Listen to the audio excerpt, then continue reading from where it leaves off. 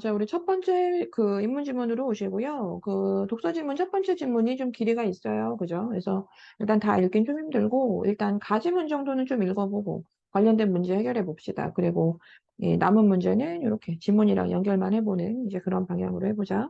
음. 일단 첫 번째 문단에서는 이제 크게 어려울 건 없었습니다. 그쵸? 이제 먼저 사람 이름 나왔고, 학자 이름, 이제 제롬 베러는 이 언론 매체 접근 이용권을 주장한 사람이다. 그치? 음. 그래서 이제 그 다음에는 이제 이게 뭔지에 대한 이야기를 한 거지. 이제 언론 매체 접근 이용권이 뭐냐면, 뭐 이런 거. 뭐냐면, 국민이, 국민이 내 의견을 표명하기 위해서 언론 매체에 자유롭게 접근해서 이용할 수 있는 권리래요. 국민이 언론 매체에 접근해서 이용할 수 있는 권리. 음. 그러니까 내가 이제 뭔가 만약에 뉴스를 보고 있었다. 그러면 이 뉴스라는 게 이제 언론 매체잖아요. 그죠? TV 뉴스다. 만약에 이러면. 근데 그것에 나도 접근해서 나도 자유롭게 접근해서 그 뉴스라는 매체를 이용할 수 있다는 겁니다. 내 생각을 표현하기 위해서 그 매체에 접근, 이용할 수 있는 권리. 이렇게. 음. 자, 그러면 이제 이 문단에 이제 읽어보면 그 당시에 이 언론의 독과점 때문에 그 국민들의 의견 표출할 수 있는 통로가 점점 사라지고 있어서 이제 그래서 이렇게 주장했다는 거잖아요. 그죠? 그러니까 왜 이런 주장이 나왔는지를 이제 이 문단에 풀어내기 시작하는 거죠. 그래서 이 문단은 뭐 미리엄 쌤 이야기하자면 이렇게 주장하게 된 배경입니다. 왜 이렇게 이제 국민들도 언론 매체에 쉽게 자유롭게 이제 접근해서 이용할 수 있는 권리를 주장했냐면 그 당시에 언론의 독과점이 너무 심했다. 뭐 이런 거죠. 음. 그리고 읽어보시면 또 이제 상업적 이익만을 추구하는 언론사가 너무 많은 거예요. 제가 이제 그래서 이제 뭐 대중적인 주장이나 의견만 전달하고 있는 이제 그런 것도 문제점으로 제시가 되고 있습니다. 자, 그러면서 사실 이 새로 나오는 표현이 하나 있어요. 뭐냐면 이 언론 매체가 가져야 하는 역할이죠. 언론 매체는 원래 이러한 역할을 해야 한다라고 되어 있습니다. 언론 매체는 원래 이 공론장의 역할을 해야 된다는 거죠. 또 국민의 다양하고 공정한 여론을 형성하는 그러한 기능을 언제나 수행해야 한다고 생각하는 겁니다. 그래서 언론 매체가 가지고 있는 근본적인 역할입니다. 자, 그걸 제대로 못하게 된 거죠. 이유가 뭐죠? 정리해보면 이 언론의 독과점 때문에 그리고 또 이 상업적인 이익만 추구하는 이제 그런 언론사들 때문에 알겠죠? 이제 그래서 이 언론 매체의 근본적인 역할을 제 기능을 하지 못하고 있다. 제 기능이 뭐냐고? 공론장의 역할. 다양하고 공정한 어떤 여론을 형성하는 역할 이런 거. 이제 그러다 보니까 국민들이 이제 자기 얘기를 하고 싶어도 이 범위가 뭐 다른 이제 뭐 매체를 통해서 하려고 해도 그 전달 범위가 너무나 제한적인 거죠. 지금은 이 매스미디어의 거대화, 독점화가 결국은 이제 어떤 특정한 어떤 소수의 계층과 집단의 것이 되어버리기 때문입니다. 그래서 이 매스미디어의 어떤 거대화 독점화에 따라서 지금은 이 언론 매체를 너무나 이제 소수의 계층이 지배하고 있는 이제 그것이 결국은 너무나 크게 문제점이 되고 있는 사회이기 때문에 그래서 이제 시민들은 무언가 하고 싶은 말이 있어도 이제 할 통로가 이제 부족하다. 뭐 이런 얘기였습니다.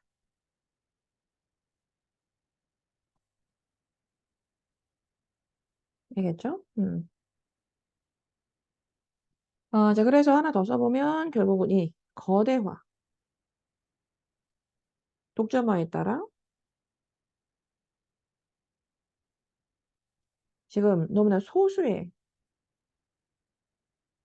것으로 전락한 상태다. 알겠죠? 사실 뭐 같은 말 다시 했습니다. 자, 이제 이렇게 해서 예, 이런 주장을 하게 된 배경이 이제 이 문단에 쭉 나왔고요. 3문단.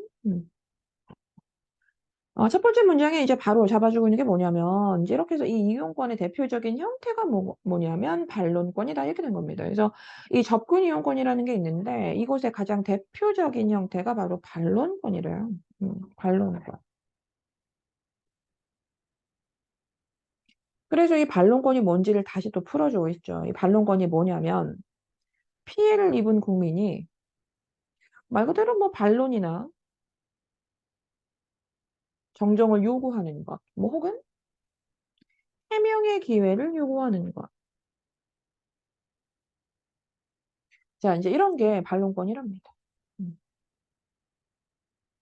그리고 이 반론권은 원래 이런 권리인데 이 반론권이 또 실제로 이렇게 나누어져 있다고 합니다. 그 반론권에 체크 한번 해볼게요. 그 정정 및 반론 보도에 어떤 권리가 있고요. 또 추후 보도의 어떤 청구 권리로 지금 나누어져 있답니다. 그래서 일단 정리해보면 먼저 이 반론권이 무엇인가 또 역시나 반론권을 정의해 놓았고 자 이제 이렇게 해서 반론권의 유형이 뭐가 있는가 반론권의 종류는 이제 크게 두 가지가 있다 이런 얘기한 거죠. 자 정정 및 자 반론 보도의 권리 그리고 추후 보도 청구 권리 뭐 이런 거. 이제 그리고 남은 내용 읽어보시면 반론권 이외에도 이 방송법이라는 거는, 그러니까 방송법에 있나 봅니다. 이 반론권이, 그죠? 그래서 이 방송법엔 일단 반론권이 있는데, 그것 이외에도 이 언론 매체가 사회의 다양성을 해치거나 뭐 어떤 특정 의견을 차별하지 못하게 하는 다양한 조항이 있습니다. 그래서 이 방송법에는 반론권 이외에도 뭐 여러 다양한 조항을 마련하고 있고요. 뭐 시청자 참여 프로그램 뭐 이런 것을 편성하도록 하는 조항도 지금 마련되어 있다. 뭐 이런 얘기였습니다. 음. 이제 이렇게 방송법엔 반론권 이외에도 여러 조항들이 존재한다. 아시겠죠?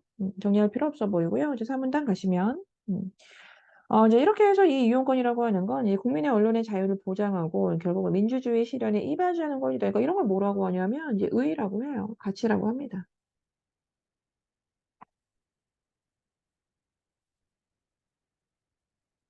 자, 그런데 이제 주의사항이 좀 있네요. 자, 그러나 읽다 보면은 이 이용권을 제대로 이제 우리가 이제 활용할 때는 이게 결국 표현 내용을 결정하는 권리인 편집권과 좀 맞부딪힐 때도 있다. 그러니까 이용권을 제대로 이제 우리가 뭐 활용하려고 해도 이 편집권과 딱 부딪혀서 그것이 제대로 활용이 되지 않을 때도 있다는 거잖아, 그지? 자, 그래서 그 다음에 자, 이럴 때 이제 우리가 언론 매체에 일정한 기준에 그래서 제한권을 부여하고 있다는 얘기를 해줍니다. 그래서 편집권이 어떤 무제한적인 권리는 아니에요. 그래서 이 편집권이라고 하는 것에다가 이제 일정한 기준의 재량권을 만들어 놓습니다. 일정한 기준을 이제 가지고 재량권을 부여한 상태죠. 이제 그러다 보니 이 일정한 기준을 넘어서는 겁니다. 만약에 이 일정한 재량권을 일탈하거나 남용할 때는 또 역시나 뭐가 있다? 구제 수단이 존재한다. 알겠죠? 음. 자, 이제 그렇게 해서 이 편집권과도 부딪힐 수 있죠, 그죠? 자, 그러니 어때? 이 편집권에 결국 일정한 기준의 재량권을 만들어 놓고, 자, 이제 그러니 이제 그것에 어떤 일탈, 그러니까 일정한 기준이기 때문에 이제 그것을 벗어나는 일, 뭐 혹은 남용하는 일이 있을 수 있겠죠. 자, 그래서 일탈하거나 뭐 남용할 때도 역시나 뭐다? 구제 수단 존재한다. 구제할 수 있다. 자, 문제풀로 한번 가볼게요. 그 20번 바로 보시고요. 그 1번에 가는 권리의 유형을 좀 구별했다 이랬거든. 그래서 이거는 부정할 수가 없죠. 그죠? 그래서 권리에는 우리의 이 어떤 접근 이용권에는 결국 뭐 반론권에 이것도 있고 저것도 있고 뭐 이런 식의 표현이었다 보니 이제 권리의 유형을 구별했다라고 하는 것은 뭐 부정하기 어렵고. 근데 나머지 보시면 이 권리의 발전 과정 같은 거 속에 있니? 그건 아니죠. 자, 3번 어떠니? 너무 딱 떨어지죠? 권리의 등장 배경과 어떻게 실현할 수 있는지에 대한 이제 구체적인 이야기를 해줬습니다. 그래서 권리의 등장 배경, 실현 양상. 나머지 어떠니? 시대에 따라 달라지는 그런 권리를 뭐 평가하고 뭐 그랬습니까? 그래서 이 4번 보자마자 아니고 이 권리를 올바르게 실행하려면 어떤 조건들을 가지고 있어야 하는지를 얘기하니 그것도 아니죠. 답은 1, 3번 중에 하나로 나올 것이고요. 뭐 나눈 셈이 안 읽을 거기 때문에 일단 나 확인해 보시면 이제 이렇게 1, 3번 중에 답은 이제 3번이 되겠죠.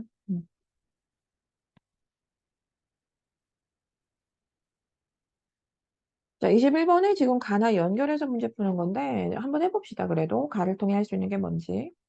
자, 언론 매체가 재량권을 남용한 경우에 자, 기억납니까? 이거 어디죠? 우리 방금 읽었던 사문단 내용입니다. 그죠? 그래서 언론 매체가 재량권을 남용하면 국민의 언론 매체 접근 이용권을 보호받을 수 있다. 자, 구제 수단이 있었습니까? 있었죠. 그죠? 그러니까 이 언론 매체가 재량권을 남용해도 구제 수단은 존재해. 뭐 이렇게 얘기했죠.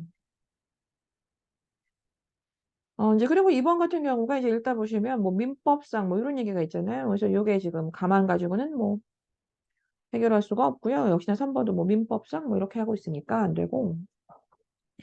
그 4번 보시면 이제 언론중재법상 정정보도나 반론보도를 청구하려면 피해를 입은 사실이 있어야 한다 이랬거든요. 이거 어떠니? 확인 가능하니? 가능하죠. 자, 피해를 입은 사실이 있어야 합니다. 자, 이게 어디 나와 있었나요? 애초에 우리 산문단이었던 것 같아요. 그 산문단 선생님은 안 가볼 텐데 너희들 한번 가보세요. 그 산문단 보면은 이 반론권이라는 것에 대해서 이제 정의를 할 때, 이 반론권이 뭔지를 얘기할 때, 우리가 피해를 입은 국민이, 기억납니까? 이제 피해를 입은 국민이 그 보도에 대해서 반론할 수 있는, 뭐 혹은 해명의 기회를 요구할 수 있는 권리가 반론권이야. 이랬잖아요. 그죠? 그러니 이제 피해를 입은 사실이 있어야 한다. 이게 당연한 전제가 되죠. 음. 자, 그 다음 배러는 시민에게 매체를 소유할 수 있는 권리가 주어지지 않아서 언론의 자유가 소수의 것을 전락했다고 봤다. 자, 어떠니? 뒷말은 뭐 괜찮습니다. 그죠? 언론의 자유가 지금 너무나 소수의 것이 돼버렸다. 지금 소수의 너무나 독점화가 이루어지고 있다. 뭐 이런 거 괜찮습니다. 근데 이렇게 해서 인과를 연결하시면 안 되죠. 그죠? 자, 지금 이렇게 해서 독점화가 이루어진 것이 시민에게 매체를 소유할 수 있는 권리가 없어서 그래요? 그러니? 아니죠.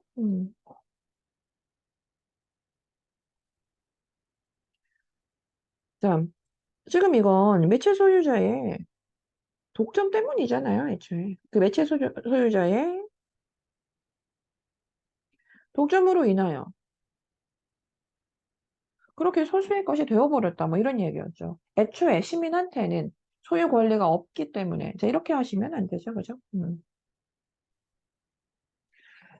자, 22번 바로 볼 텐데요. 자, 기억의 이유. 자, 기억 한번 가보자요. 자, 기억이 나지문이거든요. 근데 나지문 보시면, 그러니까 반론을 내가 이제 요구할 때도 왜 같은 지면과 그리고 통상적인 그 속도로 하게 되어 있느냐, 뭐 이런 얘기였습니다. 자, 기억이 그렇게 써 있습니다. 한번 보세요. 우리가 이제 정정 보도를 요구할 때 그 보도도 동일한 채널에서, 동일한 지면에서 뭐 이런 거거든요. 자, 동일한 채널에서 그리고 그 진행자가 또 같은 속도, 통상적인 속도라고 하는 게 그런 거죠. 그래서 같은 속도, 동일한 속도로 음, 잠시 렉이 걸렸네요. 좀 기다려주세요. 자, 이제 이렇게 해서 동일한 채널에서 그리고 동일한 속도로 우리가 해야 하는 이유가 뭔가 이거거든요. 당연히 생각해 볼 만한 지점인데 뭐 어렵지 않게 대답을 해줄 수 있으면 좋겠습니다. 그러니까 왜 그렇게 하는가? 당연히 원보도와 동일한 효과를 내야 하기 때문이잖아요. 그래야 대등하죠. 그래야 공평하잖아요, 일단. 알겠죠? 그래야 공평하기 때문이다. 답은 그거죠. 음, 알겠죠? 나에 대한 어떤 왜곡 보도나 이 거짓 보도가 혹시 있었는데, 내가 그래서 이제 그것에 대한 어떤 반론이나 정정을 요구했는데, 나에 대한 어떤 왜곡 보도는 이렇게 그 지면에다가 뭐 아주 뭐 몇 페이지를 활용해서 그렇게 써주고, 정작 내 반론 보도는 내가 요구한 어떤 반론의 내용은 뭐 아주 작은 글씨로 예를 들어, 이렇게 한쪽에 써놨다든지 이러면 공평하지 않잖아요. 그 효과도 떨어지게 되고요. 알겠죠? 뭐 당연한 얘기였습니다. 그래서 22번에 답 1번으로 해주시고요. 자, 23번은 이제 다시 이제 가지문과 관련해서 우리가 풀어줘야 하는 지점입니다. 볼게요. 자, 그러면 이제 기억 보시는데 이제 방송법이에요, 방송법. 혹시 기억납니까? 반론권은 이제 방송법에 나타나 있습니다. 그렇죠? 산문단 한번 가보시고요. 이 방송법에는 반론권이 있습니다. 근데 반론권 이외에도 뭐 다양한 조항이 있다. 이렇게 설명해 준 게 이 산문단이었습니다. 산문단에 이제 반론권이 무엇인지 얘기해 주고 이 반론권 이외의 뭐 다양한 조항이 있다. 알겠죠? 자, 이제 그럼 기억 보시는데 이 방송은 일단 언제나 균등한 기회가 제공되도록 노력해야 된다. 언제나 균형성이 유지되도록 해야 된다. 자, 이게 기억의 내용이었습니다. 음. 그럼 1번 연결해 보실게요. 지금 밑에 기억은 공정한 여론을 형성하는 공론장의 역할을 해야 한다는 인식이다. 이걸 공론장의 역할을 해야 한다는 인식이다라고 표현해도 괜찮니? 일단 상식적으로 기억과 이 1번 내용을 너무나 유사한 표현이라고 봐주셔도 되고 실제 우리 질문 속에서 애초에 우리 이 언론의 본질적인 역할을 이렇게 표현해 줬죠. 기억합니까? 알겠죠? 자, 이게 이제 언론 매체의 역할이었습니다. 언론의 본질적인 역할이 자, 이와 같았죠. 음. 자, 그다음 2번. 그럼 2번 기억은 언론 매체에 의해서 비판을 당한 국민이 반론의 기회를 요구할 수 있는 권리를 보장하고 있다. 이게 얘들아 반론법이잖아요. 그죠? 이게 반론권인데, 우리가 이 기억 내용을 벌써 반론권으로 연결해야 하나요? 아니죠. 그죠? 이제 아까도 표현했지만 방송법에는 반론권도 있고 그 외에 여러 다양한 조항이 있다라고 했습니다. 그래서 모든 조항을 이렇게 반론의 기회를 요구할 수 있는 권리다 이렇게 연결하는 건 무리가 있습니다. 자, 이렇게 또 한 문제 풀었고요. 음. 자, 지금 24번 그 나지문이랑 연결해 줘야 되는데 자, 이거 같은 경우에는 이거 뭐 이 문제 때문에 나를 다 확인할 필요는 없어 보이고요. 나에서는 얘들아 특징이 뭐냐면 나지문은 뒷받침 문장이 크게 없습니다. 뒷받침 내용이 크게 없이 이제 각 권리의 이제 실현 방법에 대해서 구체적으로 이야기를 합니다. 그렇죠? 정정 및 반론 보도라는 건 어떻게 우리가 실제로 실현해야 하는지에 대한 구체적인 절차에 대한 이야기였잖아요. 알겠죠? 나 자체가 이제 그렇게 해서 뭐 방법이나 뭐 혹은 과정, 절차 이런 거였단 말이죠.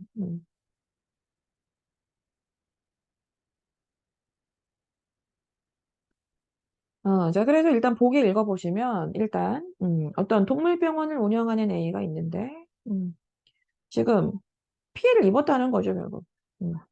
자, 제대로 취재하지 않고 보도한 기사 때문에 지금 피해를 입었다. 음.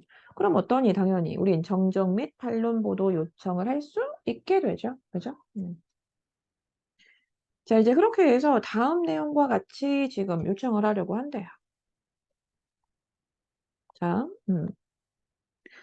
어, 일단, 이렇게 해서 보도를 했대요. 그러니까, 우리, 어떤 병원에서 지금 반려견한테 먹이도 주지 않았다, 처방전 발급하지 않았다, 이제 이런 식으로 보도를 했답니다. 자, 이제 그런데 이제 이 병원의 어떤 영상을 확인해 보니까 결국 먹이를 제공했다는 거죠. 먹이를 주지 않았다고 했는데 먹이를 제공했다라는 것으로 지금 내용이 지금 정정되었고요. 그리고 또 처방전을 발급하지 않은 건 사실이지만 뭐 그렇게 처방전을 발급하지 않을 때도 뭐 있다라는 식으로 지금 이제 내용이 써져 있습니다. 그래서 차이를 이것으로 보셔야겠네요. 일단 먹이는 제공했습니다. 그러니까 즉 사실과 다른 내용이기 때문에 이제 이건 정정을 요청했고요. 요청할 거고요. 자, 그리고 이제 남은 내용은 뭐다? 이건 처방전을 발급하지 않은 건 맞다. 그런데 그럴 때도 있는 거다라는 내용이 뒤에 나오죠. 그래서 이 내용은 좀 반론이네요. 그죠?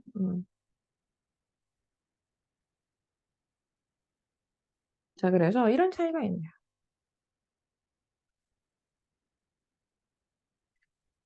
자, 선택지 1번 보시면 지금 별도의 취재를 하지 않은 비에게 정정보도를 청구하려면 법원에 소를 제기해야겠군 이랬어요. 그래서 이 소를 제기해야겠군. 사실 이게 그 위에 우리가 어떤 권리를 주장할 수 있는 어떤 시기와 관련해서 아마 나지문에도 있었을 거예요. 그래서 그것과 관련지어서 우리가 뭔가 좀 생각을 하게끔 하는 건 사실입니다. 선택지가 재개해야겠군보다 재개할 수 있다라고 하면 훨씬 좋았을 것 같은 생각이 있거든요. 일단 소를 제기할 수 있거든요. 어. 우리가 그 가지문에서 혹시 기억납니까? 가지문에서 보시면 일단 고소 가능하다라고 했어요. 가지문의 내용 자체가 일단 고소도 가능한데 중재법도 있다. 이렇게 된 거죠. 그래서 중재법 활용해도 된다. 이런 식이었습니다. 그래서 일단 법원에다가 이제 고소도 가능한 뭐 하다. 이런 식의 표현이 있었기 때문에 뭐 그대로 이제 소를 제기해야겠군도 뭐 틀린 말은 아닙니다만 제기할 수 있다라고 하면 더 좋았을 것 같아요. 넘어갈게요. 저 가지문하고 연결해 주세요. 자, 그 다음에 2번 A는 먹이 제공과 관련된 내용은 정정보도를 처방전 관련된 내용은 반론을 맞니? 맞죠? 그래서 3번 A가 이제 이렇게 보도가 있음을 안 날이 만약에 2023년 9월 1일이라면 안 날이 1년 후라면 보이죠? 자, 이 신문은 이렇게 22년 9월에 어쨌든 이렇게 냈대요. 근데 내가 그걸 안 날이 이때라면 자, 이제 그러면 민법으로 가야 된다. 자, 이것도 지문이랑 간단하게 연결할 수 있습니다. 아시겠죠? 자, 요거 나지문에 나와 있습니다. 자, 1년 이후라면 민법으로 가라. 답 4번이었잖아요. 지금 이 반려견에게 먹이를 주지 않았다는 내용은 사실적 주장에 해당하지 않는다라고 했거든요. 요거 말 잘 보셔야 됩니다. 기사는 사실적인 주장을 하는 내용으로 우리가 이루어집니다. 그리고 그것이 사실이다라고 주장을 했기 때문에 내가 정정을 요구하고 반론을 청구하는 거잖아. 알겠죠? 애초에 그 기사는 이것은 사실이다라는 것을 바탕으로 주장을 하는 것이기 때문에 나는 피해를 입는 거잖아요. 알겠죠? 그래서 이 기사 내용은 그대로 그 기사를 쓴 자의 사실적 주장이죠. 그리고 그것이 나와 맞지 않기 때문에 나는 정정 보도나 혹은 반론을 요구하는 거잖아. 알겠죠? 그래서 사실적 주장에 애초에 해당하지 않는다 이러면 어떡해?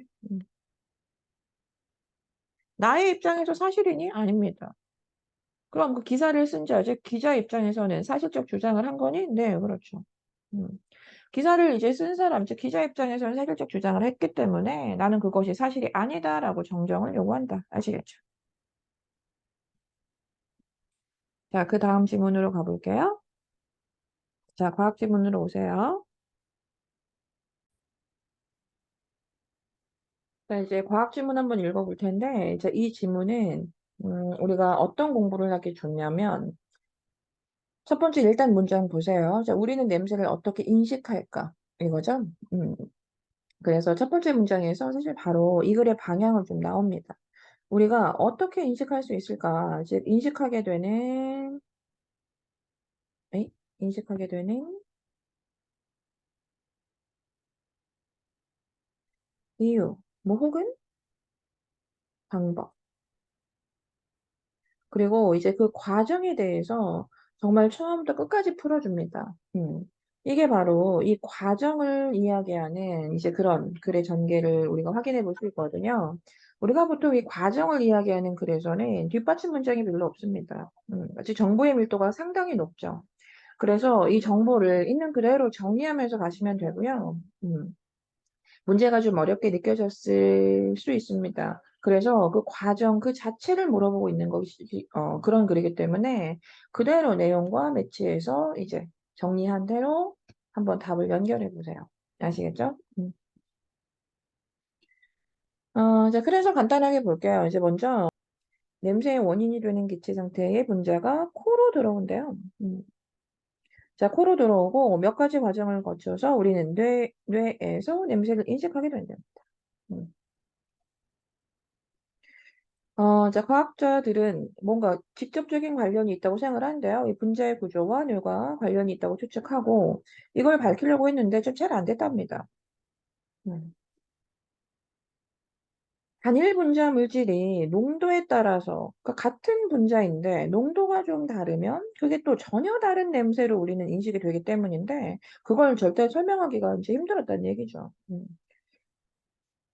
자, 이제 그렇게 해서 설명하기가 어려웠던 것 때문에 이제 다른 감각들은 자극이 전기 신호로 바뀌어서 인식된 것이라는 점에 착안하여 이 후각도 한번 이해해 보려고 하는 이제 그런 접근이 도입이 되었답니다.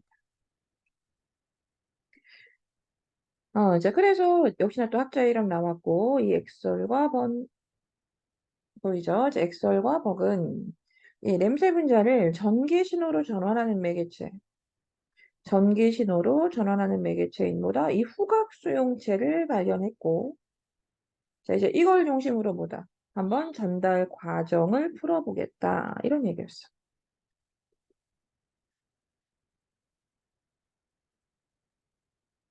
자, 알겠죠? 그래서 이제 이 문단부터는 이 전달 과정을 정말 하나하나 정리하면서 가셔야 됩니다.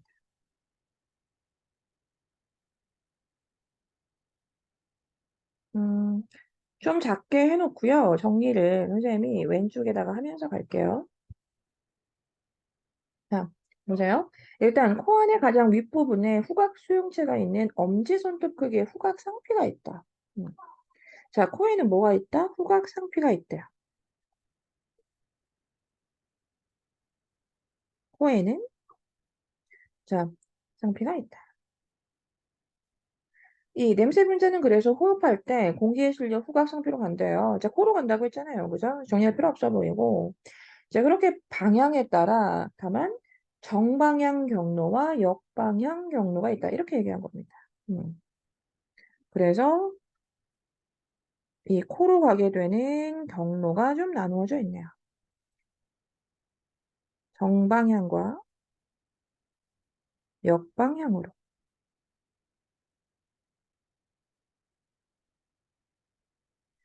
자, 전자는 정방향이겠죠? 전자는 숨을 들이쉴 때 신체 외부에 있던 분자가 코 속으로 유입이 된대요. 그러니까 외부에 있던 것이 코로 유입이 되는 경로고, 또 후자는 신체 내부에 있던 분자가 신체 내부에 있던 것이 목구멍을 통해서 코로 올라간다. 이렇게 된 거죠. 그래서 얘는 내부에서 목구멍을 통해 코로 간다. 차이가 있네요. 자, 그래서 마지막 문장 보시면 이 후자를 통해서 이동한 이 냄새 분자는 미각으로 느낀 맛을 더 풍부하게, 그러니까 이 역방향의 경로를 통해서 유입이 되면 이건 결국 이 미각으로 느낀 맛을 더욱더 풍부하게 해줄 수 있다. 됐죠? 자, 이 문단 내용 정리했습니다. 정리한 양이 어때요? 많아요? 많지 않죠? 그죠? 이 정도죠, 뭐. 3문단 가자. 네.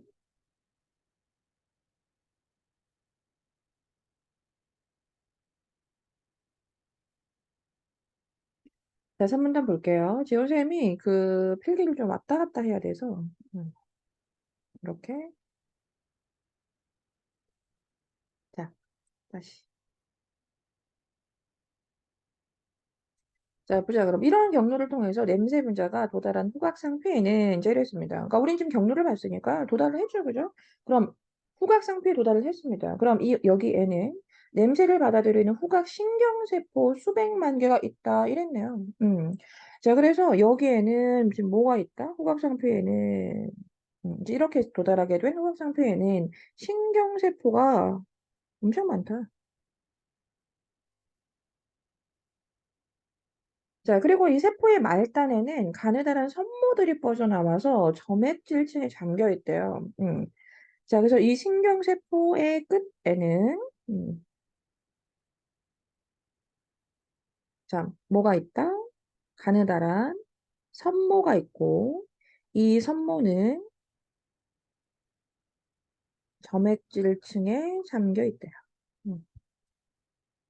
그리고 이 섬모 표면에는 특정한 몇 종류의 분자와 선택적으로 결합하는 막 단백질인 사실 여기에서 수식어가 되게 길었는데요. 그러니까 이 섬모 표면에는 뭐가 있다? 후각 수용체가 있다. 뭐 이런 얘기였죠. 그래서 이 후각 수용체가 있어서 이 한 개의 후각 신경세포에는 한 종류의 후각 수용체가 존재한다. 이렇게 되어 있습니다. 그래서 이것도 당연히 정리를 해주셔야 됩니다. 아시겠죠? 자, 그래서 이 선모의 표면에는 이제 여기에 뭐가 있다? 음, 특정한 것과 선택적으로 결합하는 후각 수용체가 있다.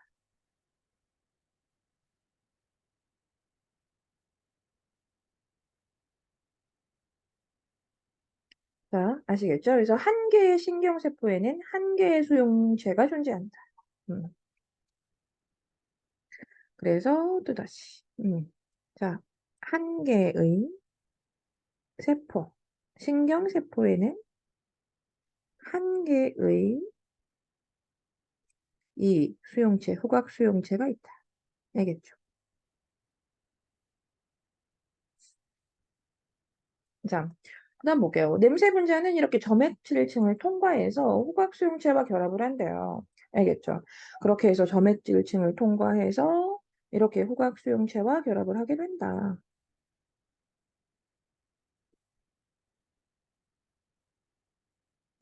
자, 대부분의 냄새에는 수백 종류의 분자가 있는데 이 냄새 분자와 특이적으로 결합하는 후각 수용체가 동시에 활성화된다. 자, 하나의 세포에는 하나의 후각 수용체가 있고, 자, 그렇게 해서 지금 읽은 지점은 이렇게 각각 냄새 분자와 특이적으로 결합하는 후각 수용체가 있다면 결국 이것이 동시에 활성화된다. 자, 정리할 필요는 없어 보이네. 음. 자, 3문단 보자. 자, 후각수용체가 활성화되면 후각신경세포의 세포막 안팎에 전압차가 만들어진다. 음, 자, 해보자. 자, 이렇게 해서 지금 수용체가 결국 활성화되었습니다.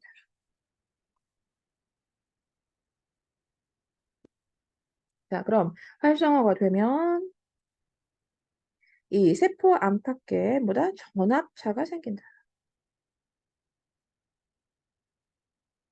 자, 이제 그렇게 해서 이 세포에 뭐다? 이 전기 신호가 발생한다.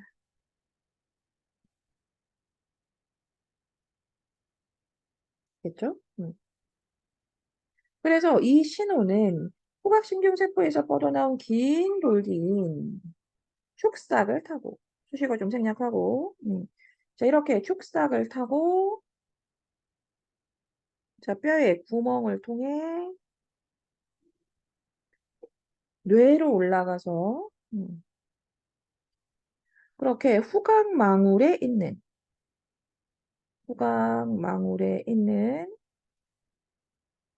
자 토리로 간다.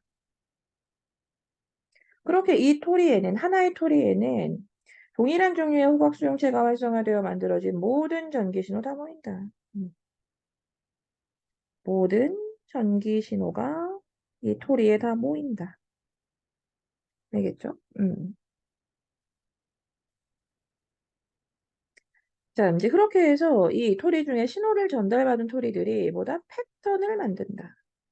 그렇게 패턴이 생긴대요.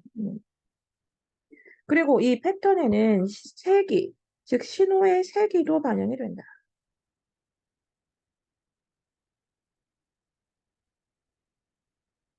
자, 그리고 이 냄새마다 고유한 일종의 패턴 지도가 있어서 결국 다른 냄새와 구별할 수 있는 특징이 된다. 그래서 또 계속 여기다 해줘야겠네요. 그래서 이 패턴이라고 하는 건 그 고유한 것이다. 어떤 고유한 패턴이고 그렇게 해서 다른 냄새와 구별하게 되는 그대로 특징이 되는 것이다. 알겠죠? 단일 분자로 이루어진 물질이 농도가 만약에 다르게 되면 결국 우린 그게 다른 냄새가 되는 것이다. 뭐 이런 얘기였습니다. 자, 끝난 것 같겠지만 아직 안 끝났습니다. 자, 이렇게 해서 후각망울의 토리에서 만들어진 패턴. 자, 그 다음 문단이고요. 자, 그럼 이 패턴은 계속 이어가는 거죠. 자, 이 패턴은 신경세포인 승모세포를 통해서 자, 이 승모세포를 통해서 전기 신호가 강화돼요. 전기 신호가 강화돼요. 그래서 어디다 대뇌로 전달이 된다. 알겠죠? 그렇게 대뇌의 여러 정보들과 합쳐져서 결과적으로 뭐다? 여기에서 냄새 인식.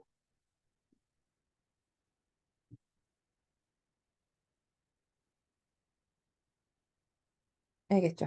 음. 자, 그리고 아직 안 끝났거든요. 그래서 이 남은 내용 또 선생님은 지금 이렇게 해서 가볼게요. 이렇게 겹치지 않게 한 이 정도 해볼까요? 자, 이 대뇌의 후각 겉질이라고 해서 다시 또 나누어 두었네요. 해볼게요. 음. 후각 겉질에는 과거에 맡았던 냄새 정보가 저장되어 있어서 여기에는 과거의 어떤 냄새 정보가 저장되어 있대요. 과거 냄새 저장. 알겠죠? 자, 이제 그래서 지금 이렇게 새로운 것과 비교를 하게 되는 것이다. 보이죠? 음. 자, 이제 그렇게 해서 냄새 정보를 이제 편도체나 뭐 여러 뭐 눈, 확, 이마, 겉질 등 대뇌의 다른 영역에 보내게 된대요. 자, 이제 그렇게 해서 대뇌의 다른 영역에 보낸다.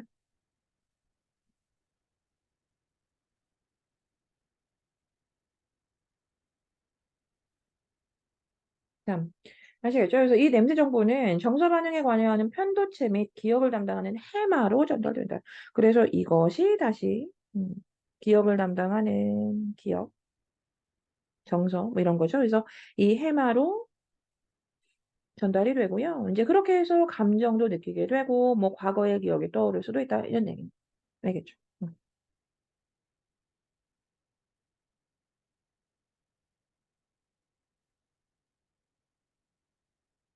감정이나 뭐 그 앞에 한 말이지만 이제 그렇게 해서 과거의 기억도 우리가 떠오를 수 있게 되는 것이다. 자, 마지막 한 문장 남았는데요. 자, 이건 스스로 읽어보시고요. 뭐 이런 얘기였습니다. 그 눈황 이마 거칠에서는 개인의 경험 기대, 상황 대기 정보를 종합, 정보 종합, 눈황 이마 거칠에서는 정보 종합. 그렇게 해서 최종적으로 판단. 알겠죠? 음.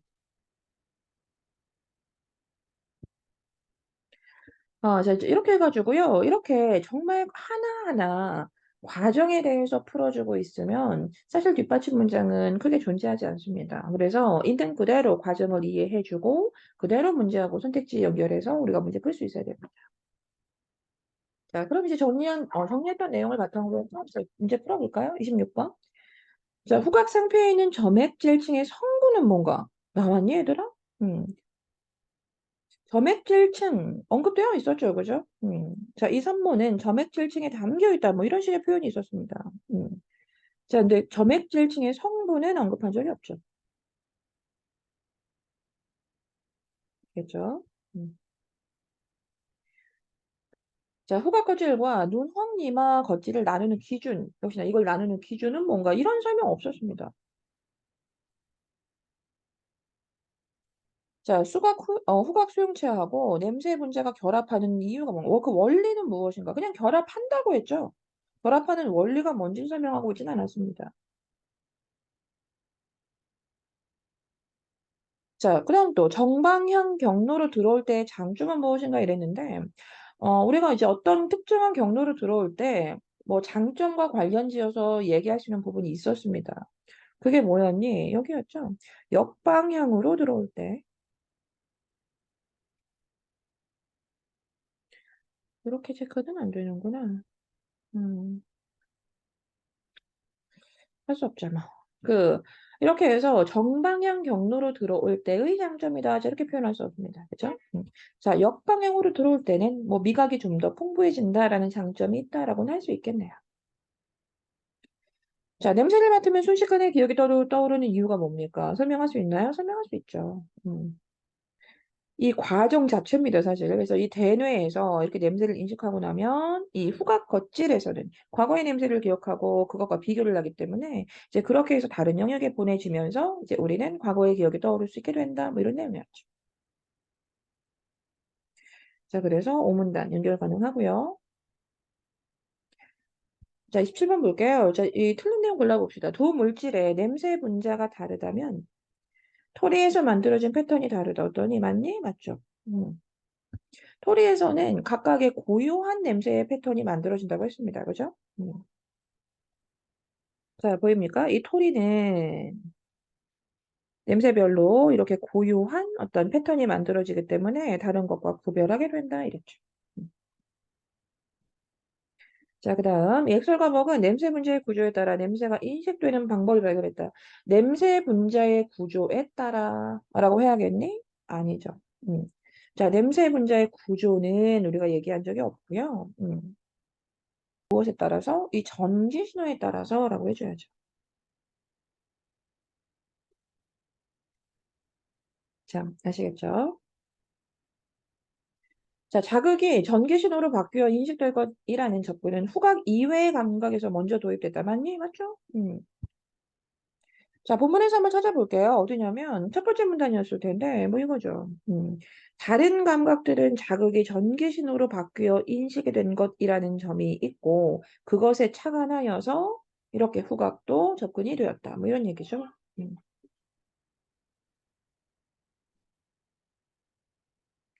자, 4번 어떤 냄새를 귤 냄새로 판단했다면 과거의 정보와 새로운 정보를 비교하는 과정이 있었니? 있었죠. 그래서 우린 구체적으로 들었죠, 그걸. 알겠죠? 본문이랑 보시면 뭐 이런 내용이죠. 그래서 이 후각 거칠에는 과거에 맡았던 냄새의 정보가 있어서 우리는 새로 들어온 이 냄새의 정보를 기존과 비교하게 된다.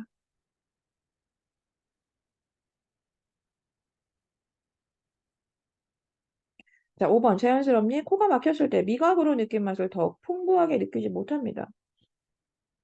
자, 그것은 역방향 경로가 막혔다. 맞니?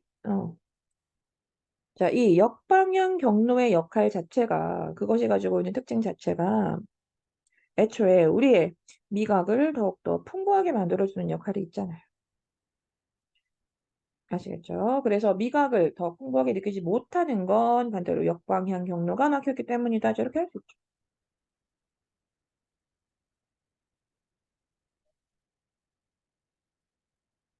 자, 28번 보세요. 지금 과정을 가지고 기억 니은을 이해해봐라. 자, 이거였습니다. 자, 기억은 후각상표였고요.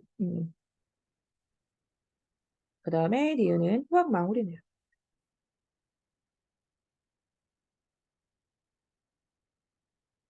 자, 후각망울은 뭐죠? 토리가 있는 곳이죠. 그죠? 자, 그럼 후각상표에서 냄새 분자가 선모에 닿으려면 먼저 점액질층을 통과해야 한다, 맞니? 자, 그렇죠. 이 선모는 점액질층에 잠겨 있죠. 보이죠? 음. 그러니 냄새 분자가 닿으려면 점액질층을 통과해야 한다, 맞죠? 음.